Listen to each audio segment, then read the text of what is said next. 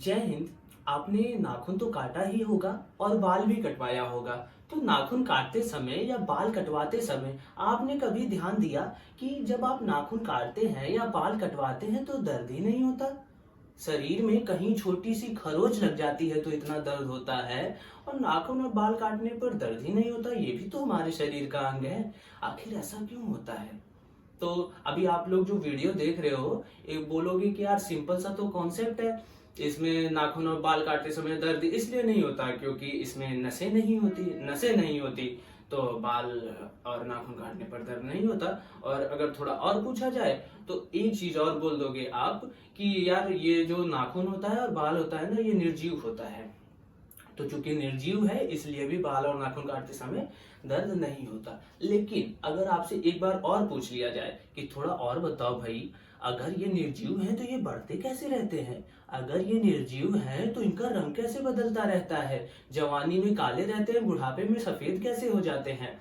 और अगर ये निर्जीव है तो यार इतने मजबूत कैसे रहते हैं? तो ये कुछ चीजें हैं जिनका उत्तर हमें जानना होगा। और अगर इसका उत्तर जानना है तो अंत तक वीडियो में बने रहना होगा। और अगर अंत तक वीडियो में बने रहते हैं तो हम इजिली इस कॉन्सेप्ट को समझ सकते हैं, इन दो चीजों से बढ़कर कि निर्जीव होते हैं और नसें नहीं होती। तो देखो, हमारा जो शरीर है ना, ये कोशिका से मिलकर बना है। अब कोशिका क्या है? कोशिका हमारे शरीर की सबसे छोटी जीवित इकाई है। जैसे घर बनता है ईंटों से, वैसे ही हमारा ये जो शरीर है ये कोशिकाओं से मिलकर बना है। तो हमारा जब शरीर कोशिकाओं से मिलकर बना है तो क्या नाखून और बाल भी कोशिकाओं से मिलकर बने होंगे? हाँ, नाखून और बाल भी कोशिकाओं से मिलकर बने होते हैं। तो क्या कारण होता है कि नाखून और बाल ये इनकी कोशिकाएं मृत हो जाती हैं और ये निर्जीव हो जाते हैं? तो ये कारण का नाम है केराटिन प्रोटीन। बाल की जो जड़ें होती हैं वहां पे ये प्रोटीन पाया जाता है, जिसके कारण ये बाल को निर्जीव करता है। नाखून में भी आपने देखा होगा, एक एरिया के बाद आप जब काटते हैं तो आपको दर्द महसूस होता है, वहां पर भी ये प्रोटीन पाया जाता है जो नाखून को निर्जीव करता है।